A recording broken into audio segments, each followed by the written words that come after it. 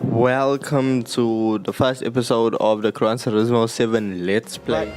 Can't afford them, so we jump in our Mazda. Honestly, first purchase, not too crazy of a vehicle.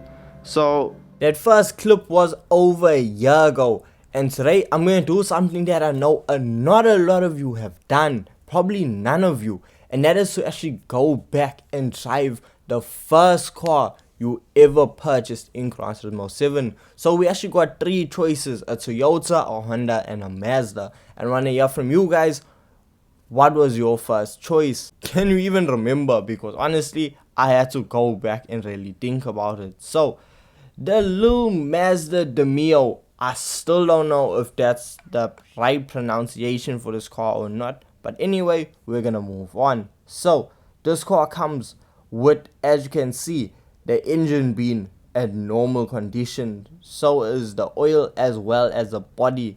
This is a top used car special. Now this car comes standard with a whopping 102 brake horsepower and a weight of 1080 kgs.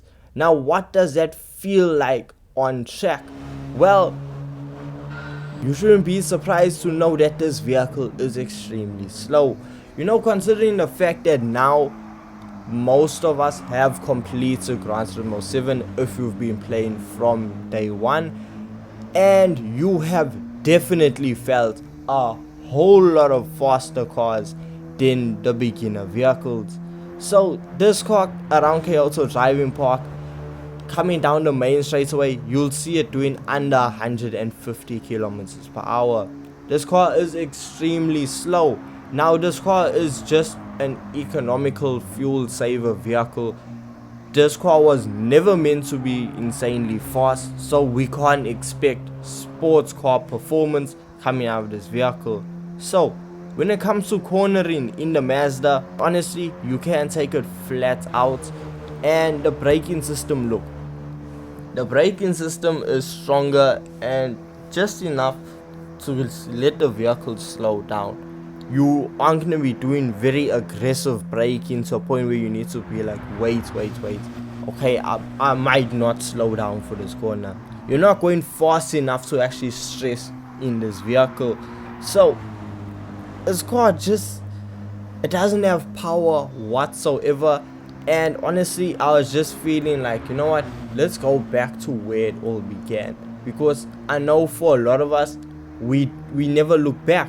So I decided it is time to do exactly that. So the Mazda, I see why we left it in the past. This car is extremely slow. When it comes to using this car in races, there's nothing that this car can participate in that will have a good chance of it winning.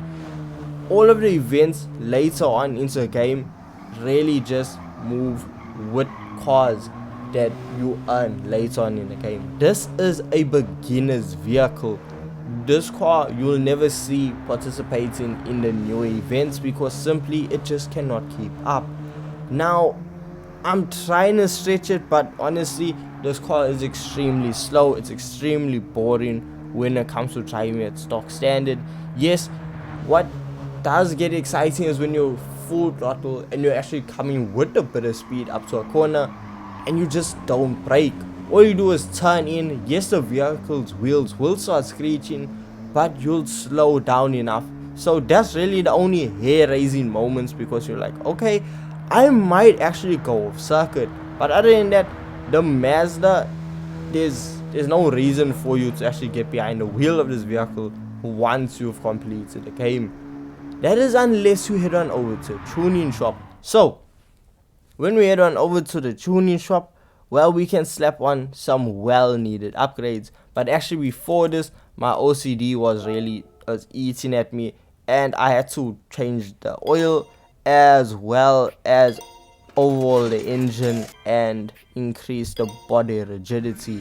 I hate seeing that it's in the yellow. I want all greens when it comes to oil, engine and body. So I went in and did that. Wasn't necessary, I don't think so, but anyway, we see that we now can head back on over to tuning shop and upgrade this vehicle. So after spending quite a bit of money to the Mazda, well, we're gonna be left with 286 brake horsepower and a weight of 885 kgs, which is extremely lightweight.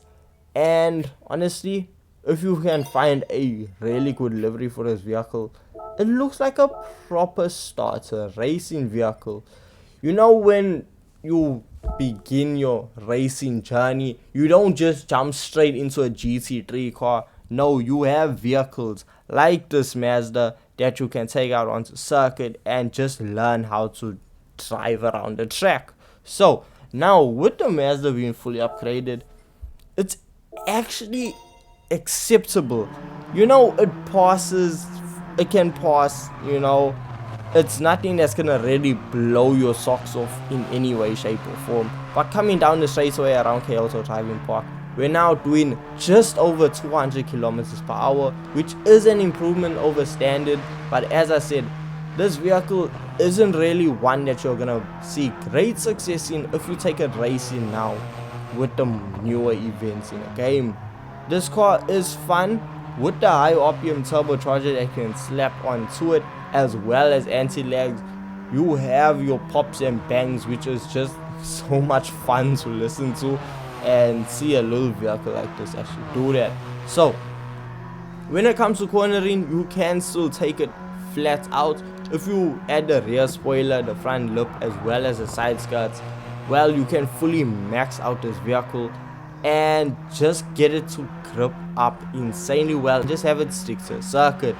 The Mazda Demio is honestly it's a really good starter vehicle, and that's where it has to stay. Now, if we actually see an engine swap come to this Mazda, then I might see a lot more people actually returning to it. For example, we don't even need like the big 4 rotor swap that's in the Mazda 3, the Mazda 787B, RX-7, RX-8, the FC RX-7. There's a lot of cars that can get the 4 rotor engine swap. But look, if we even are able to just get the engine swap from the standard FD RX-7, I think it's a 3 rotor if I'm not mistaken. If we get that and we're able to put it in this vehicle, I know it's gonna pique a lot of interest to other players. So this car right now, there's absolutely no reason to go back to it. There's nothing, or the performance of it just can't compete with anything. And even with it being fully maxed out, it comes up to over 600 performance points. And look, this is not winning the WTC 600 event. I can guarantee you that. The car is not fast, the handling is adequate, but honestly, it's a great starter's vehicle, and unless we receive an engine swap for this vehicle, that's exactly where it's gonna stay. So with all this being said, hope you guys did go on to enjoy this video. Don't forget, leave a like and subscribe for more Gran Turismo 7 content, and I'll see you in the next one. Peace.